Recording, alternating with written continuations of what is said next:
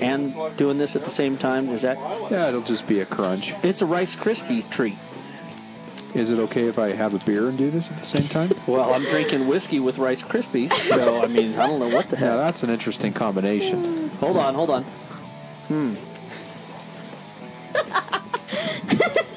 Get one to Steve. Okay, he's got it right here. He ain't putting Come it on, Steve. Log in. Whiskey and Rice Krispie. The whiskey is fine, right, Jason? Oh, wait a second. Yes, it is. The whiskey is definitely fine. Now, there's people out there in cyberspace who will actually hear this. Yeah. You'd be surprised. But yeah, maybe my buddy, he listens to podcasts. But I'll send you the link. Yeah. Let's hear you, Amber. I need to check your sound. Hi. Come on, princess. Talk. Say, I just shot a big bull. I just shot a big bull elk. Yay. Sorry. Wait a second. Finished another bite of Rice Krispie. Now I got to drink a little bit of whiskey. Okay, we're back on. You good? Well, no, I'm going to probably pour some more whiskey here in a minute. Okay. Oh, wait, my hunting camp minions. Oh, that bull of Lucas. That? He was coming to every one of your cow calls, and it was... Oh, he loved Lucas. Because I'm the hunting camp princess. You are. Mm-hmm. Well, now I'm the queen, technically. Well, I think you're actually the king, too. Yeah.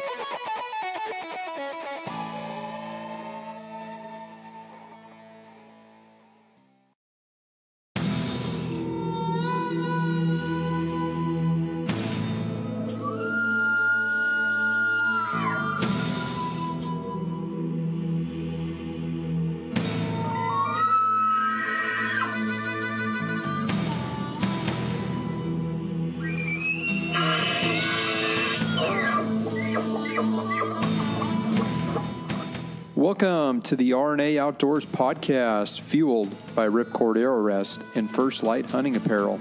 At RNA, we are public land DIY conservationists that love to share our passion for the outdoors. So join us and our team as we interview professionals in the industry to share insight knowledge that helps make hunters and anglers more successful.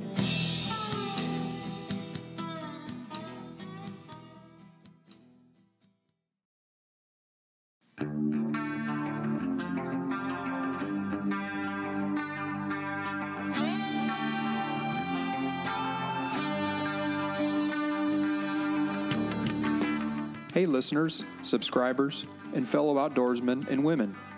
This is your host, Lucas Paw, and I'm excited to tell you about some of the sponsors that continue to help make this podcast not only happen, but grow and thrive in this digital world of audio content. This podcast is brought to you by Ripcord Arrow Rest, the bow hunter's #1 fall-away rest on the market. Ripcord is known for 100% full-time arrow containment and their patented drop-dead brake system that eliminates launcher bounce back. Best of all, Ripcord is backed by their rock-solid guarantee. If the original owner has a part break for any reason, it will be repaired or replaced at no charge. And did I mention? Ripcord is located in southwest Montana, where all their products are made with pride in America. Check them out at ripcordarrowrest.com and on their social media feeds. This podcast is brought to you by First Light Clothing and Hunting Apparel. Born in the Rockies in central Idaho, First Light's mission is to create simple, yet proven, versatile gear that provides comfort and performance in any situation while working to promote the pursuit of ethical hunting and stewardship. I recently joined the First Light Pro staff team and have continued to be impressed year after year in their innovations in engineering of merino wool fabrics. 10 years ago, they started putting out wool fabrics with camo patterns, and immediately this changed the game. Since then, they offer multiple layering systems and kits in various proprietary patterns and continue to raise the bar with their competition. Find them online at firstlight.com or under their social media feeds. Go farther, stay longer.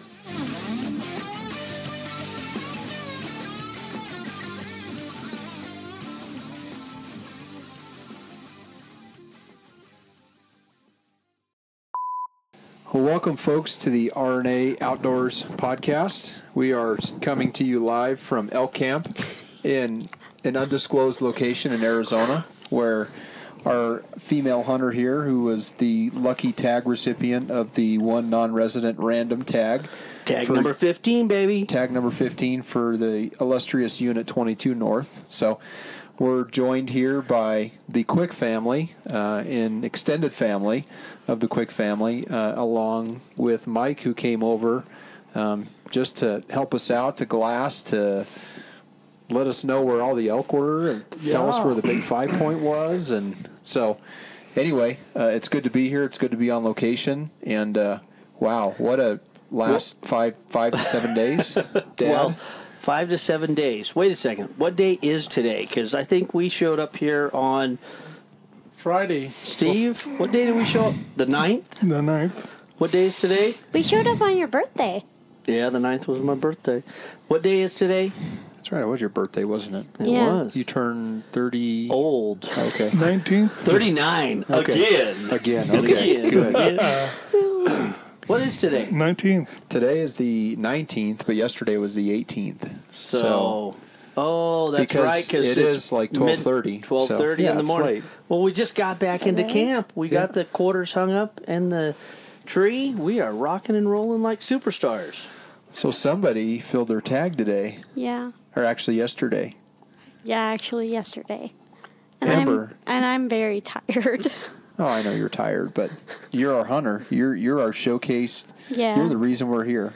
You're the reason why 1, 2, 3, 4, 5 guys are here Oh, with wait, you my right hunting now. camp minions. My hunting camp minions. That's good.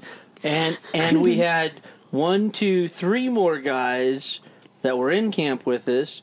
And And then 1, 2 more guys that were giving us information. Yeah, we had quite a bit of help. So, Jason, maybe you want to go around and just introduce everyone in the room, because you're kind of Okay. good at doing introductions. I'm okay with that. I'm okay with that. Well, my dad, Tony Quick, is over here, but he said the last podcast he was on, he was drinking whiskey and got busted on a couple things. Dominic. Oh, well, But we were still working on you, Tony. Yeah, but Dad, we're just talking about the people in the room yet. We'll get to them. So we got my dad, Tony Quick, my brother-in-law, Steve Schaefer, and my good friend, which is also Steve's best friend, Mike McConnell, and then, of course, Amber, the rock star Quick here. No, it's Miss Amber the most Behind the trigger. awesome. Amber, the most awesome, which placed a couple of beautiful shots right in the right spot at the right time. Practicing being humble. She's Yeah. practicing being humble. That's always a good thing. Yeah. And then, Humble pie. as my dad said, we had Dominic and Craig, which a couple friends that we met at NRA convention that came out to help out, as well as the NRA advancement officer Dave Kellner that came out to help. But they all had to leave. Actually, yesterday was Monday, right? Yes. I So we think killed so, on yeah. Monday, and they had to leave on Sunday Yeah. to go back to work. So So really the day before yesterday. the day before yesterday. That's always the way it is. Yeah. Which So- is, Which is Today. or the day after yesterday. So you guys got here on the 9th, you said? So you Yeah, guys, we came in on the 9th, set up camp, and then went to an NRA function down in Casa Grande. for his It was- birthday. Yeah, for my birthday. They even sang happy birthday to me. And they gave him an apple pie. And we ate apple pie for quite a few days. Then we came up here to 22 North and basically scouted for the Sunday, Monday, Tuesday, Wednesday, and Thursday. I have to say that this area is really, really, really thick. Yeah, lots of cedar, lots of pinyon, Yep. lots of cedar. PJ. You know, it's hard to see.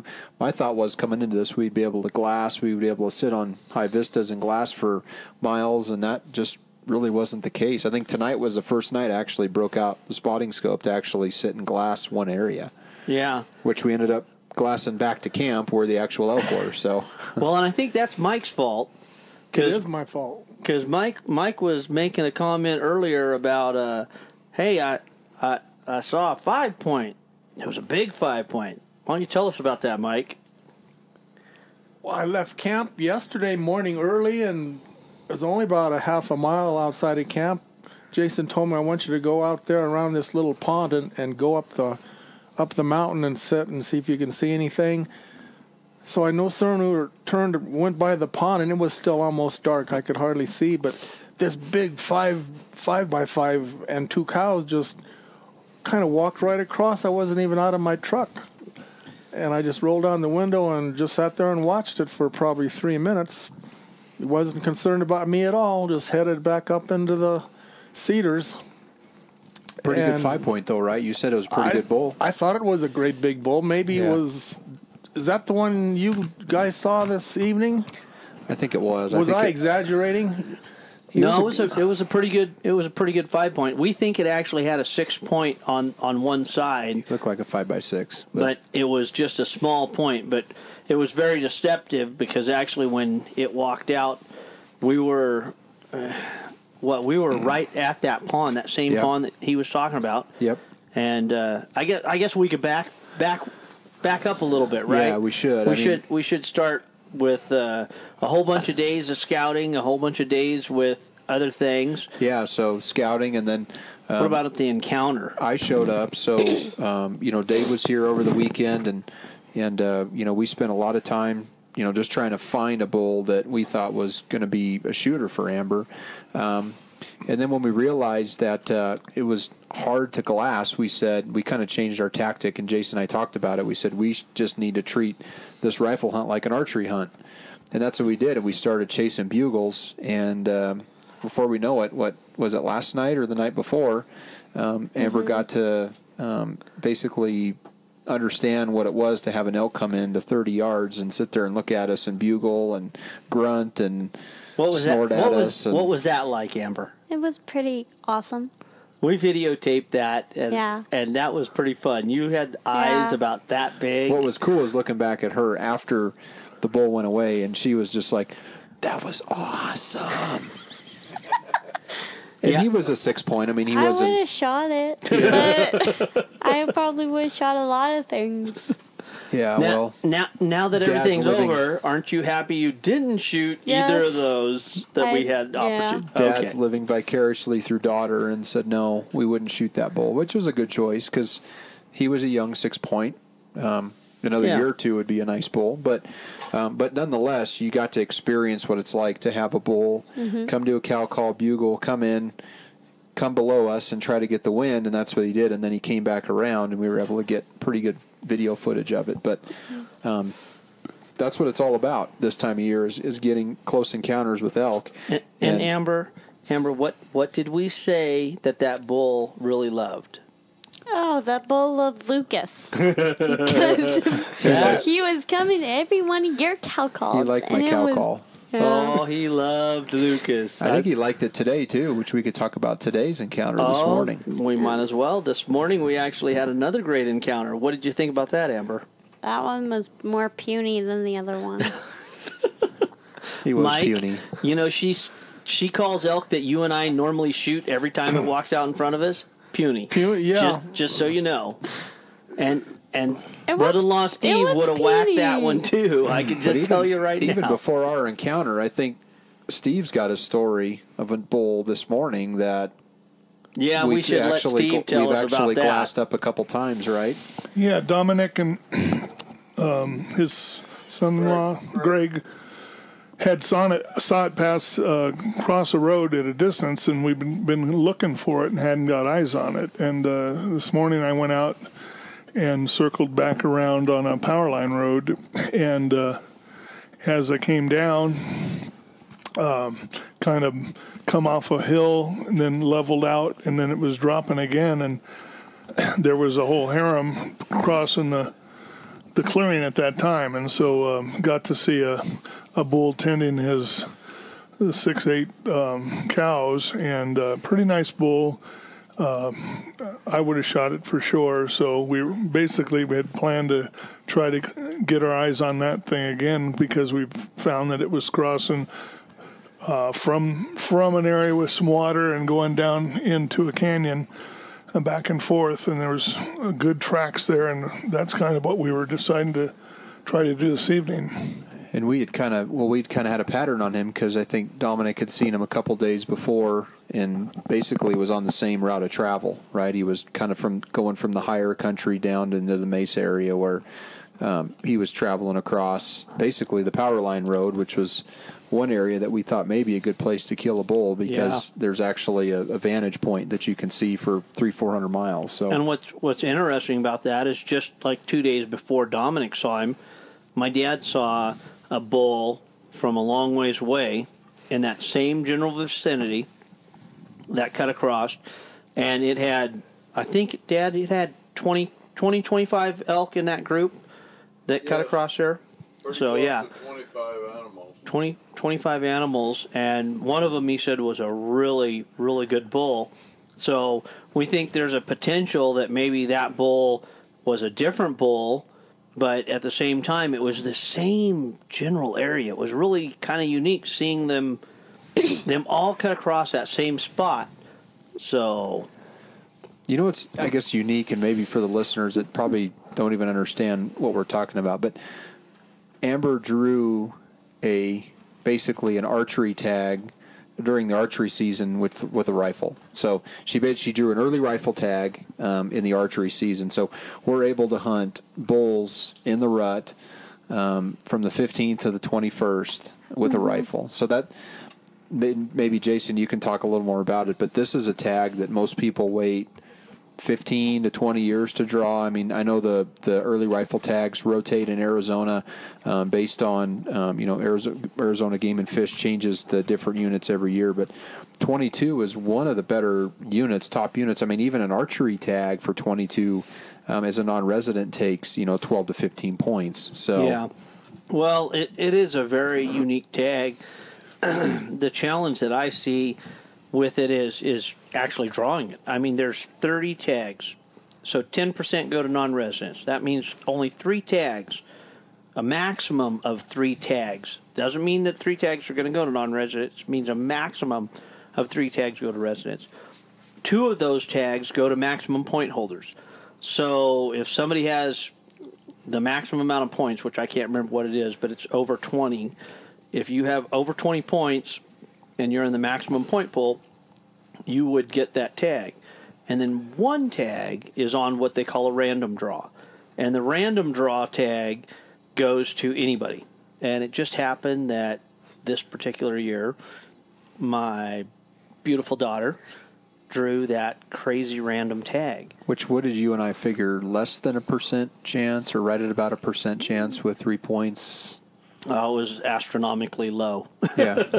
It was one of those. It was winning the lottery, essentially. Yeah.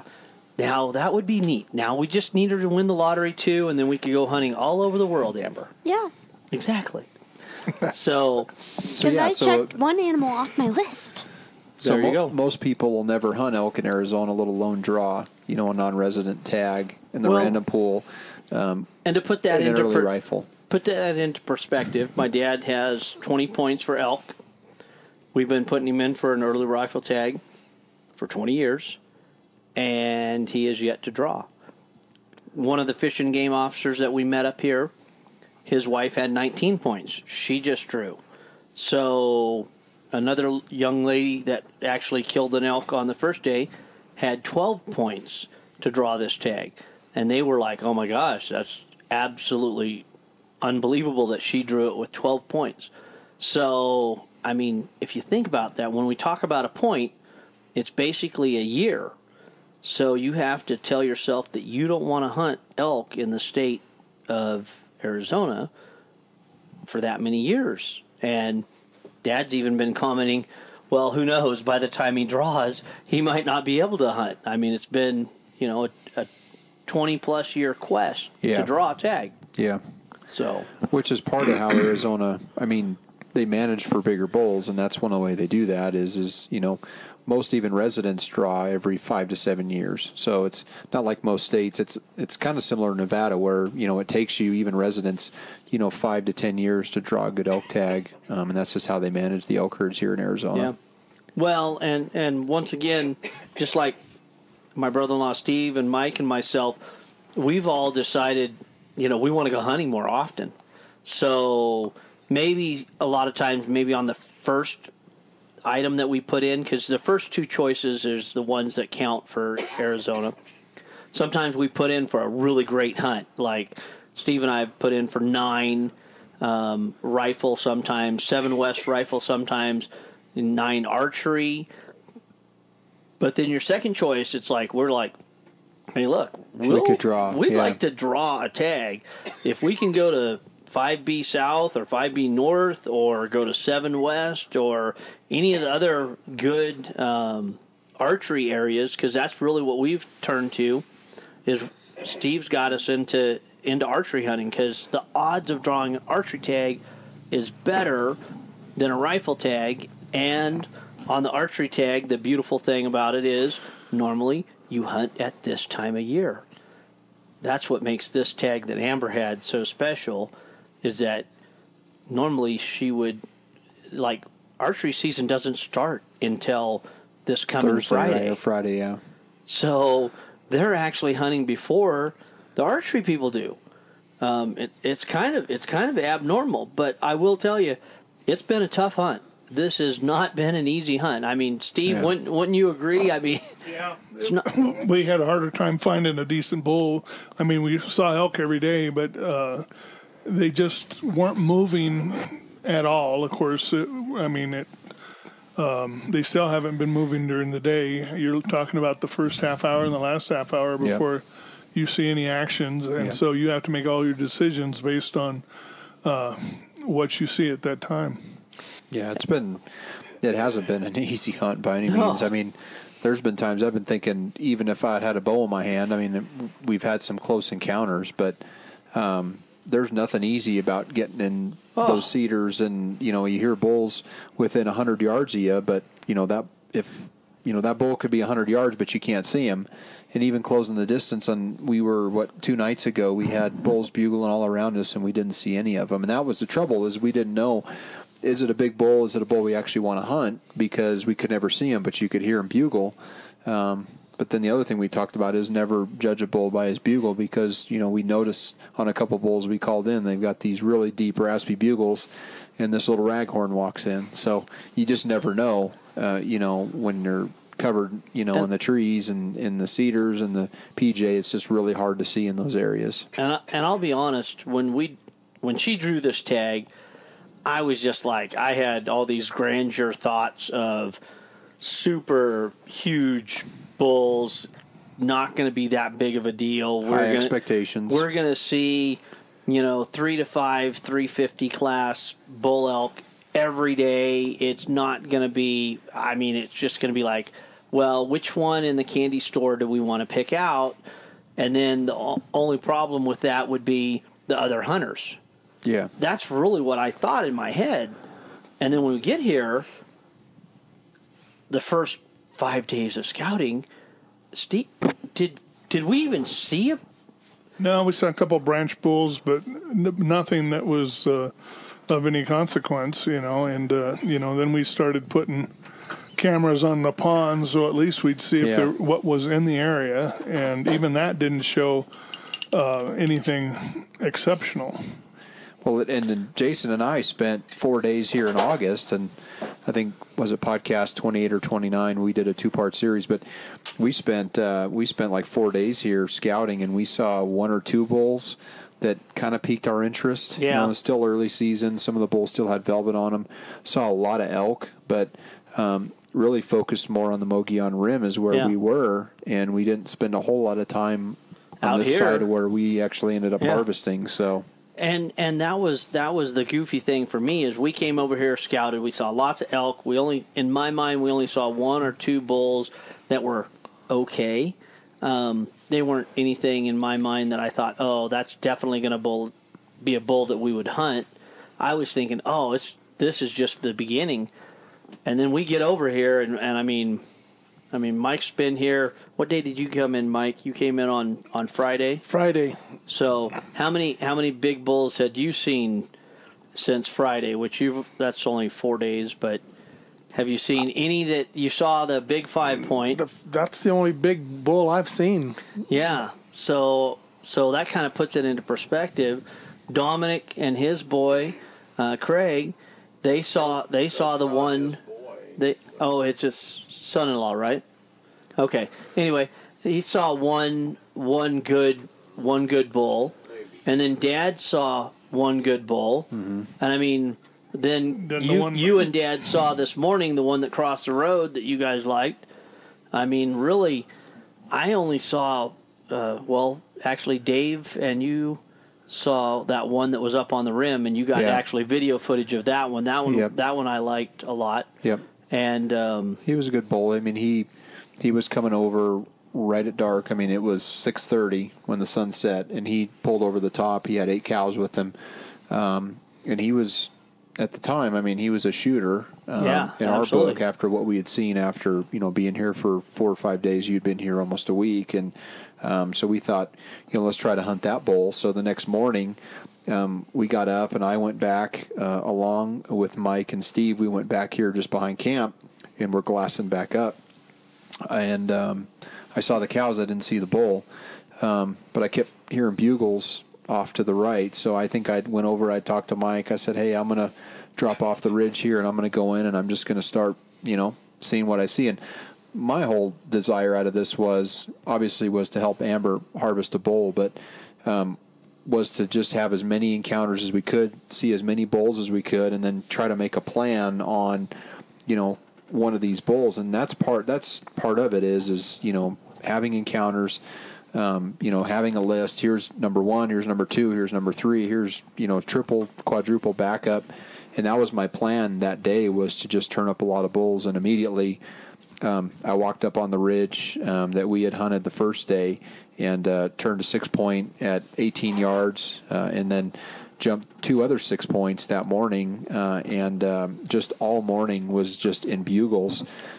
And I remember texting you saying, "Where are you at? Call me. You got to get up, just come up Hardscrabble Road." And so finally you did, and you got to the top of the ridge, found me, and you got out of the truck, and what did we hear? Yeah, lo and behold, we were in them instantly. 11:30, and the funny part about that whole thing is we actually were hunting a different area, and Amber, it was as quiet as a church mouse over there, wasn't it? We didn't hear anything. Yeah, it was really quiet. And to the point where I was kind of a little depressed. Were you a little depressed? Yeah. No, you always had good expectations. You told me all the time. Yeah. What did you say? We are one. No. The universe has a greater plan. The universe has a greater plan. The universe waited for Lucas to be here so he could help me skin and do all that stuff. And Mike too, because it was one of those it's a group things. Effort. Yeah. We did hunt on opening day without him, but Amber said, it's not meant to be for us to shoot them now. I mean, it's just not meant to be. We got to get the band back together, and we did. Well, when we ran over to you though, that was a lot of fun. That put us right in the mix of things. But then it was that midday madness time. I mean, it was 11:30. I'd walked 3 or 4 miles that morning and just had been turning up elk, following bugles, and had 3 really good bulls cross me on the power line, which, my thought was okay, if I chase those 4 or those 3, depending on where they're going, my concern was that was going to be our evening hunt, which ended up being our evening hunt. But when you guys got up there was 2 other bulls talking to each other. Again, at 11:30, these elk should be bedded by now, and Jason came up there with Amber, and we went in, and we had that bull within probably 60 to 100 yards. Yeah. And I don't know if it was wind or something kind of pushed him away, but nonetheless, at noon, having an encounter at 12 o'clock in the afternoon or turning into the afternoon, that's good, because that's the practice. And what we were trying to do was get Amber set up multiple times when elk came in, so she would know, when the bull comes in, Jason cow calls, the bull stops, so she knows don't shoot the bull when it's moving, shoot it when it stops. So little things like that were important to teach her with these encounters. Which paid off tonight. Yeah. Which paid off really big tonight. So, but that night we went back in to try to turn up those 3 bulls that I had glassed that had crossed over the power line and basically dropped into where, I had focused a lot of my time hunting. And we ended up calling in a 6-point into, I think it was, 32 yards? You shot the bush. It was so cool because it was just a quintessential calling an elk, basically on a string, comes in bugling, grunting. Oh, it was awesome. And I just continued to hit him with cow calls until he came into visibility, and then I stopped. And that's normally kind of my MO, because what typically elk will do is they're always following the wind. So if the wind's blowing this way, they're going to always put the wind at their nose. So they're always working their way around to try to detect. And when he came below us, he put his nose in the air, and I think he sniffed us, but it wasn't enough for him to be concerned. He jumped backwards, but then you cow called right away, and he stopped again. Yeah. So that was one thing that David told Amber, is just because they kind of spook, don't freak out, don't jump up and down, relax. I'll cow call again, maybe they'll come back in for you. So that was a really neat encounter that we had. But what's funny to me was this morning, after that evening of just being in elk all the time. Yeah. Now, the challenge is we didn't know what we were hunting, right? I mean, we heard a bugle. We heard them. Some were gravelly, some were not, some were squealy. This morning we thought, oh, man, we're going to go right back there. We're going to be right back in them. And lo and behold, this morning was like... Yeah, we had a plan, and we drove up, onto the power line road, and we sat there, heard 3 distant bugles, saw elk about probably, 1,000 yards away, running like they had been pushed, and kind of felt down a little bit because I was thinking that we were going to be right into elk this morning, and that was not the case today. And that's morning. That's when Steve and Dad saw that big bull in that same general area. Yeah. That we basically planned on going back this evening. But what was funny is we decided to go down and check a trail camera. Mm-hmm. So we went down and checked it, and the same bull that we called in the night before was on that trail cam along with a raghorn. So I actually said, well, why don't Amber and Lucas, why don't you go ahead and walk down to the next water source? I'll go back up and get the Jeep, and I'll come down and pick you up. Yeah. So Amber and I kind of walked slowly. We ended up finding a little trail, and the trail, of course, took us down to the next watering hole, but we were taking it slow. We were walking down, and we got to the actual watering hole, and her and I were sitting there just kind of chatting and talking about just... The cool thing is September only comes around once a year, right? And I always try to take in every single ounce of everything when I'm in the elk woods in September, because for the other 11 months out of the year, that's what I live for, is the month of September.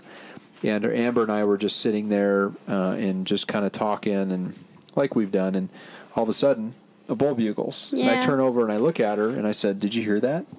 Yeah. And of course, that look on her face and smile, and she's like, "Oh yeah." So one elk bugles, and then another elk bugles. I said, "Okay," and then I start to hear Jason driving down the road, and I told Amber, I said, "Hey, I'm going to walk up the road and tell Jason to stop before he drives all the way into the pond." So I walk over again, and he fires off again, and I look over at her, and of course, eyes are just as beady as bug eyes, and he bugles, the other bull bugles. So they were just sitting there. This was at 11:30. We had not heard a single thing for the last 5 hours. We're feeling kind of defeated. So Jason comes down, and I have him stop, and he walks over. And, of course, immediately when Jason comes over, they bugles again. And I was thinking, he's stopping me. I'll be honest. When I was driving down the road and you threw your hands up like that, I thought, they're screwing with me. I mean, it's 11:30. They're messing with me. And you're like, no, bugle and stop. And I stopped the Jeep, turned it off, and I got out. And I walked down, and as soon as I get to them, they bugle. And I'm just like, OMG, right? I mean, that's basically the way it is. Yeah. And I'm like, well, here we go again. I guess we're off on the run. Well, that was the thought is do we let them sit? Do we let them bed? And then do we come back, this afternoon and try to hunt them? Or do we go in? And I looked at Jason, I looked at Amber, I said, we got a bull bugle in less than 200 yards. We can't not get in the Jeep and just leave. So we went in after them. Yeah. And then that was the fun part is we literally got right in between them. And one would bugle, right, Amber? Mm-hmm. And then the other would bugle. And then Lucas would cow call. And then they'd both bugle back and forth. That was awesome. That was awesome. And then we snuck in on the one that was in our favor wind-wise. And about the time we decided, well, we probably should back out because the wind was kind of questionable because we pretty much knew the elk were bedded. Mm-hmm. Yeah, they were bugling in their beds. Lucas looks up and goes, there's a bull right there. Right there. It's coming in. So... Yes, Amber, we're tired. I see Steve's over there trying to nod off, too. That's okay. I'm really tired. We'll keep rolling. We'll get to the punchline. Yeah, we're going to get to the punchline pretty fast. But But this was close encounter number 2, which was important, because this one ended up being a lot more important than the first one, I thought. Well, and the beautiful part is that elk just came in looking. It was looking for whatever it was looking for, and we were right there. And when it started to move away, I cow called, and it stopped. And I said, Amber, can you get on it? And what'd you do? I got on it. You got on it. And then it started moving again. And when it got into the opening, I cow called again, and it stopped again. I said, practice. Don't shoot it. We're not going to shoot this one. Don't shoot it. But... I could have shot it. You could have shot it. Yeah. It taught you a couple of valuable lessons when we talked about that, right? One is that you have to be in the elk woods to hear a bugle. Yeah. And then 2, you never want to shoot an elk when he's moving. So that was the principle that Jason did is he cow called and the bull stopped, and that's what we wanted. We wanted the bull to be stopped when he took the shot, because any little movement with your shot can be enough to be, in the vital zone. Yeah, and not in the vital gut shot, and then we're in trouble. So we learned some lessons this morning on that encounter. And then of course, when we got back to camp, Steve and Dad were telling us about this bull. So we devised what I thought was an awesome plan. Okay, it was an awesome plan. Thank you, I appreciate that. Mike had told us about this 5-point that he saw over on this side, but we thought, well, we're going to go where the big bull was that Steve and Dad saw. So we'd put Steve and Dad on the power lines looking towards us. Mm-hmm. Lucas and I and Amber looking towards them. And then Mike on the other side of the power lines looking basically east. So we kind of figured if that bull decided to come out any direction, that somebody should be able to see him. Yeah.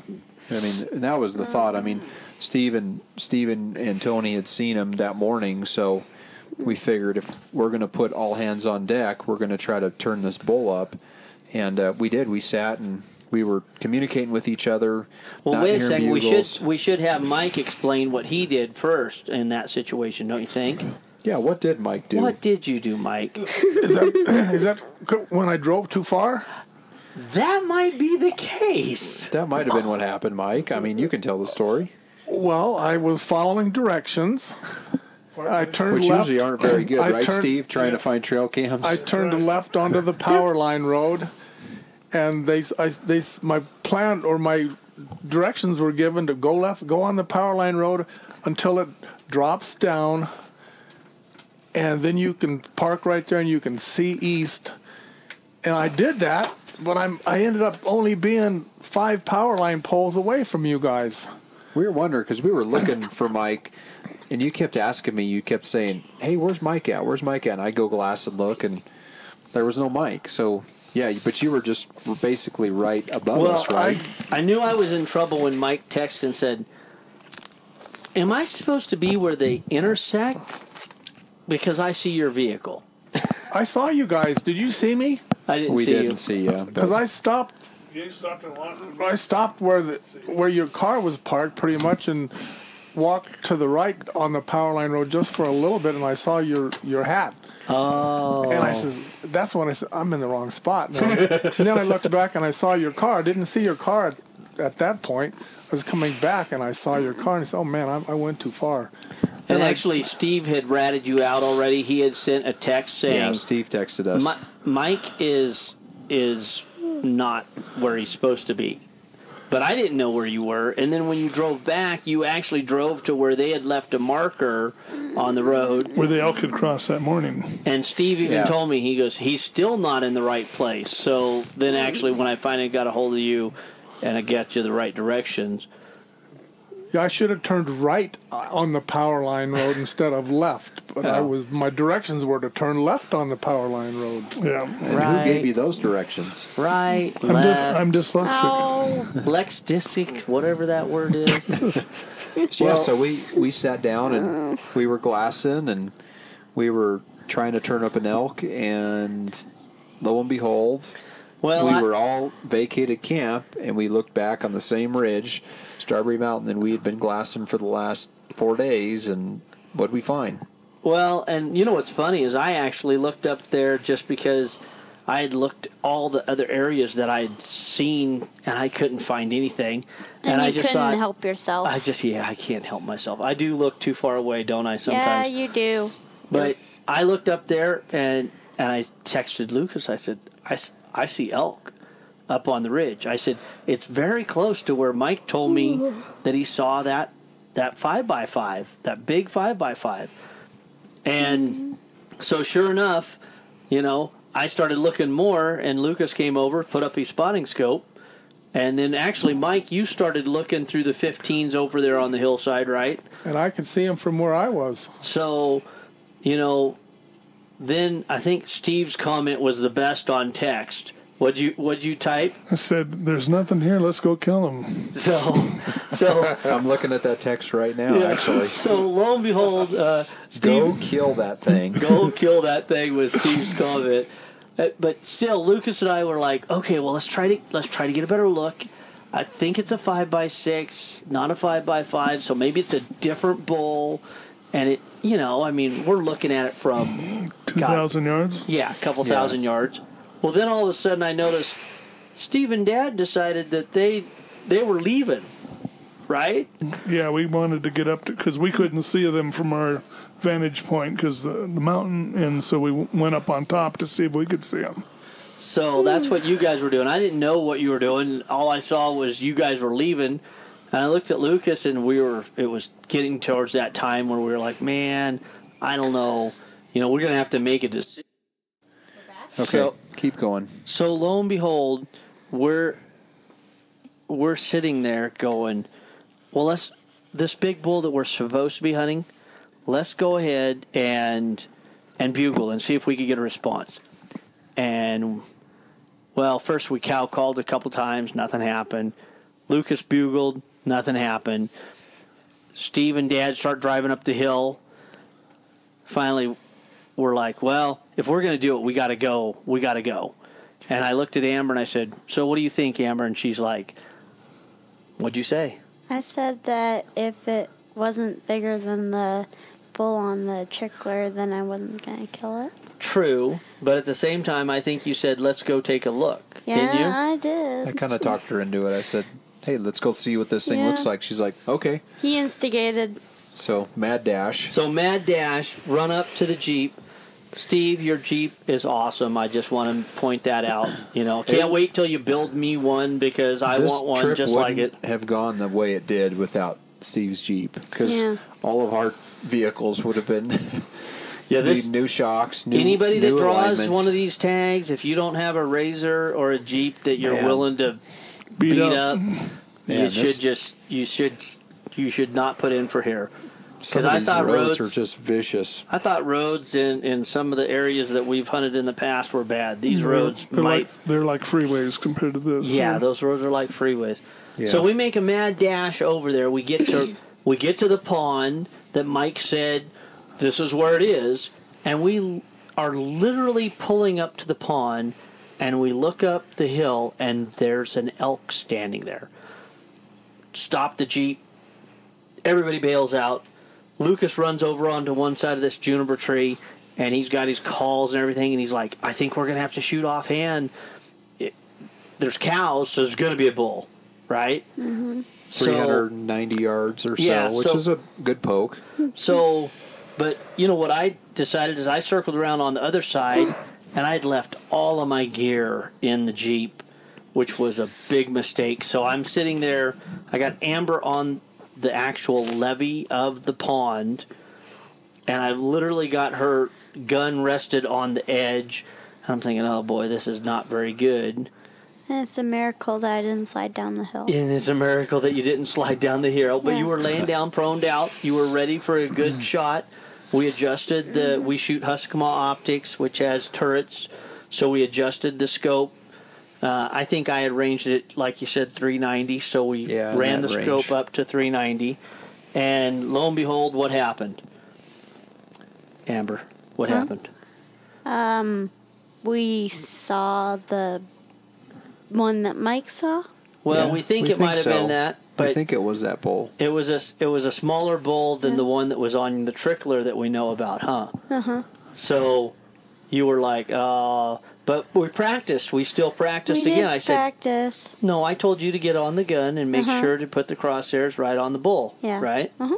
So you did that. That And was we very didn't good. even take the gun off of safety. No, we didn't And take that the gun was- off of safety. Because we Which knew was really we knew it wasn't a funny. shooter, but at the same time, when he walked out, we cow called. He stopped, so you had another opportunity to see a bull in your crosshairs and know when the right time would be to pull a trigger. And that was part of what Jason and I had talked about. One is we wanted to have Amber have close encounters with elk, which we did, and then also give her the best opportunity to shoot, which was making sure the bull was stopped and not moving. And that was a couple things Jason and I talked about. Because it's different. If you're experienced in a bull's moving, you know how to lead an animal and you can make that shot. But when you've never done that before, it's important that, if you can get the animal to stop, you do take the ethical shot. So, Well, and that's when, they walked out going one direction. We heard bugles basically where we thought the other bull was, so we went over to that area and looked there. And as we were looking there, basically we decided, okay, we can't get to those. Because they were on private property. Yeah, they had crossed over onto that one section. They were smart. They were smart. They were running from you because they knew you had a gun and a tag. Yeah. these elk, no boundaries And they know in that the early I rifle am season. deathly. Yeah, you had practiced too. So at that point, we decided, actually, I think Lucas said, you know what's going to happen? They're going to go back to the other water sources. So at that point, we went and set up at those other water source that was close by. And when we got there, at that point, I was really surprised. But lo and behold, here come the elk. Yeah. And what did I tell you, Amber? That Let's shoot that bull, right? actually, I think Lucas said that. Okay, well maybe Lucas said it, but I was Yeah. thinking it, so we'll But take that it. doesn't really count because you were thinking it in your head, Well, we were set up in that not meadow, out right? loud. And we had sat down in that meadow, and those elk just kept crossing down. That just come from the water, and we knew, that there was a shooter bull in that group, and lo and behold, There he was. there he was. We were just sitting there in the The meadow, one. set up, and that was the one. And when I saw that bull, I said, Jason, that we need to shoot that bull. And Jason got under the glass, and immediately he goes, we need to shoot that bull. And this is also where something Amber and I had practiced too, is once you get on the gun and you get on the animal and you pull the trigger the first time, you reload and you do it again. But what really impressed me about what you did, Amber, is we got on the shooting sticks, and it really wasn't that far. It was only like 70 yards the first shot. And when you pulled the trigger, I heard that bullet hit. And then I saw the animal kind of hunch up, but it was a big animal, and it started to move again. And what'd Lucas say? Shoot it again. Shoot it again. So we reloaded, and then you got on it, and that's when I think you got a little bit nervous because you were like, I can't see it. I can't see it. I said, it's right there. Don't worry. It's not. It's in the very back. It had actually, all the other elk had started moving away. And I think it was about 110 yards at that point. And I said, it's the one in the back. And you said, I can't see it. And then I got you on it. But it was still moving, right? So what did I do? Do you remember what I did? No. You don't even remember what I did. I don't remember. I'm so tired. It was a cloud. I started mewing at it. Blur. Oh, yeah. I started mewing at it. No, I remember. And what's what funny you did. is that bull elk stopped and looked at us. And when it stopped, the whap. You thopped it, thwapped it, whopped it. And he dropped. That second shot, he hit the ground hard. Like a pile of bricks. And of course, there were some celebrations. There might have been some hooping, hollering, Amber jumping around, dancing like... Screaming. And we drove around the corner. We heard the shot, and we said, we tell by the sound that it was her 6.5, and come right around the corner, and they were dancing out of the Jeep, and there it was on the ground. So cool. It was... That was pretty special. That was awesome. It was pretty special. So... That was neat. That was really neat. And then actually walking up on it and seeing how big it really was pretty ground shrinkage wasn't an issue. As we got to him, he just kept getting bigger and bigger. And his fronts got bigger, and his forks got bigger, and just everything about him was just an unbelievable bull. And I killed one that's bigger than yours, Dad. Well, the funny part is, I think one of her questions was, well, is that bigger than your bull? And I said, yes. And she said, okay, so that's taxidermy worthy. And I said, yes, that's taxidermy worthy. Yeah. And then we all, I think, as a collective group, made a comment of, well, let's see, none of us, Dad, myself, Steve, Mike, Lucas, none of us have killed a bull bigger or as big as your bull. So Amber now has the family record for biggest bull. Family and friend record. Get you some of that. Yeah. Woo! Get you some of that. Yeah. So it was just an awesome experience. What did you think about that bull, Mike? Was it what? That was a very nice bull. It was the biggest one I've ever seen on the ground. Oh man, telling you. And now, and now I gotta go to bed because it's way past my bedtime. Amber, you've done something that less than probably 5 to 6% of the hunting population does. Really? Yeah. 1, drawing the tag, which is less than 1%, and then 2, shooting a bull in a very, very, very, very high inch class. And on top of that, let's face facts. This is a hard hunt. Yeah. I mean, anybody that thinks this hunt is a slam dunk, I don't know. I mean, I think of the 30 tags, the bull that Amber shot is going to be in the top 3 tags. Depending on, if all 30, likely all 30 won't harvest. But we know of one other bull that was taken that was a good sized bull. But yeah, this one clearly will be in the top 3 out of the 30 tags. It's an amazing bull, and that's my first one.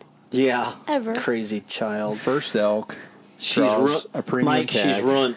I'm ruined forever. She's going to have to buy us beef steaks from here on out. Yeah. Steve, what are we going to do now? I mean, when someone takes an elk for their first elk like that? Well, we just hope that they put it in perspective because it's not how big it is. It's the whole idea of going out and hunting and having a good time. And, I took a young guy hunting one time, and he shot a 28-inch mule deer, and it ruined hunting for him because he thought it was too easy and kind of lost interest. So, you did something that some people spend their entire life trying to achieve. We're still trying to get to it, right, Steve? That's right. We're still trying to get to it. Well, I have to say, to me, and we talked about this the last night that Dominic and Craig was here and Dave was here, it's the experience. It's sitting around that campfire Oh man, I mean that was we did every night, right? That Just was, recap the day. That was awesome. Sitting around talking about stories and enjoying And devising a plan. Thinking about what we were going to do. But elk hunting is work, huh, Amber? She liked getting up at 3 every morning. Oh no, I did not. Getting up at dark 30 in the morning. Sometimes getting a nap in the afternoon for those people that had to run trail cameras. Yeah, you guys are amazing. I think the term was getting princess ready. Like, it's going to take about 30 minutes to get princess ready. Because I'm the hunting camp princess. You are. Mm-hmm. Well, now I'm the queen, technically. Well, I think you're actually the king, too, because you shot the kingpin bull. But, yeah, awesome experience. Awesome. Absolutely. I mean, just a blessing to be here. I mean, anytime someone draws a premium tag, I mean, I wish I would have, been I hope Mike or Steve draws one I would soon say when so we Steve could drew go. the Henry tag, I wish I would have been, able to attend that and just.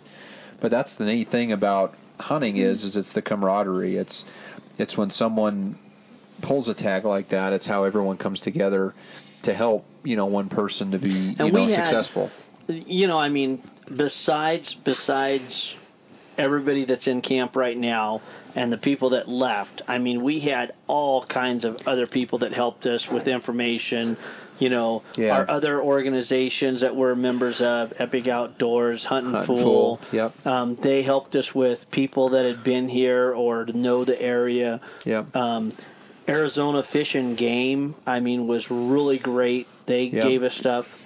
Some of the local NRA guys gave us some information. I mean, we had more information than I can imagine, and still, it was a really, really. Yeah, in my opinion, it was a hard hunt because it was sleep 3-4 hours and basically run the whole time trying to figure it all out. But it turned out the way I dreamed it was going to turn out. Well, the thing is just because you Are draw. you going to cry? Oh, I already tried to cry with you earlier. Don't worry. I'm done with that. Okay. Yeah, that'll go on the video. But the cool thing is, I mean, just because, there's 30 people that draw this tag, it doesn't mean all 30 of those people are going to shoot a great bull. I mean, right? Just because you draw the tag, that's part of the process. But actually getting here, scouting, hunting, taking care of the game, I mean, that to me is really the crucible part of the process. And we got it done. We got it done on this trip, and that's what matters. And it took everybody in this camp to help. It was, all of us Team spread effort. out. It was all of us coming back at night, talking about our experiences and trying to put a plan together. And Amber couldn't have done this by herself, and I'm not sure if I had the tag, I could have done it by myself either. So. And now that bull is going to Chad Weeby, the most awesome taxidermist ever. Oh, Chad's gonna love to hear you say that. Yeah, we'll have to drop Chad's name on the show notes. But yeah, no, he's hung up right now. He's completely cleaned out. Quarters are up. All the good meat is hanging, cooling tonight. The cape's done. The antlers are hanging out. Yeah, cooling tonight. So waiting for the dry ice. We did some work. Yes, indeed. But it was a team effort. So, Amber, I mean, what, besides being tired, because we know you're tired, but was that just not an awesome experience? It was. Remember, you may never, ever have this experience again, because none of us have had this experience. So it's pretty neat to think that we were able to sit in camp with someone. So the next time you might actually have to go with one of us, and we get to carry the gun, and you have to wake up early and go check the trail cams and cook and clean. We're just going to switch roles. Yeah. Well, I helped you cook. Come on. It's true. Jason, you've kind of been a good camp wife, though. I mean, he's been cooking dinners and steaks and making salad. I made the salad. I had back straps in here along with some other steaks. We were going to have pasta tonight and backstrap. No shortage of good eating and good times and good discussions.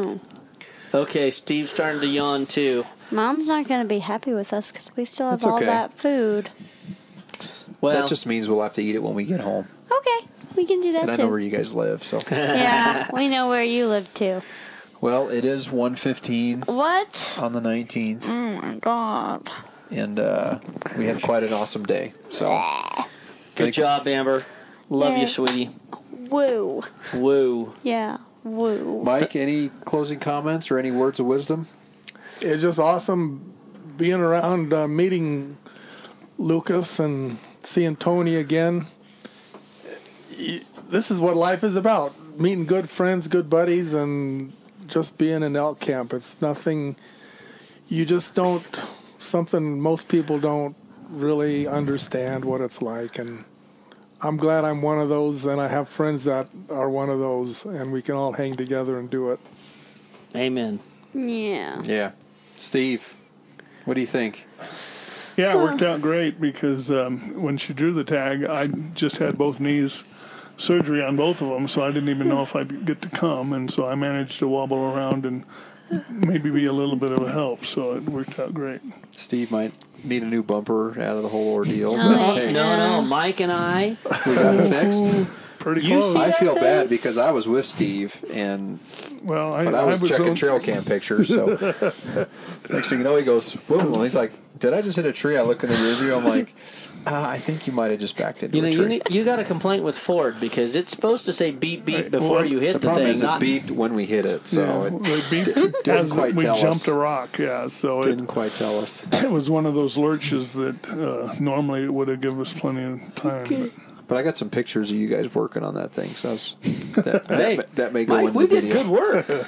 We might get Auto Body of the Year at Yeah. Steve's shop. You can't even tell that bumper if you didn't know it. Yeah, I'm At telling least the you. tailgate drops down now. Yeah, it's true. So, Dad, happy? Nothing on my side. I'm ecstatic. I'll be honest. I got to the stage where it was like, I was pretty confident. I was pretty confident that we were going to kill a bull. I did know that, but how big of a bull? I was thinking maybe that 5x that we saw on the trail cam pictures, which will be interesting to check those to see if he's still hitting it. Sure. But whoever's got the archery camera up there, they'll be the one that'll get to harvest that one. Probably, yeah. So I wouldn't have.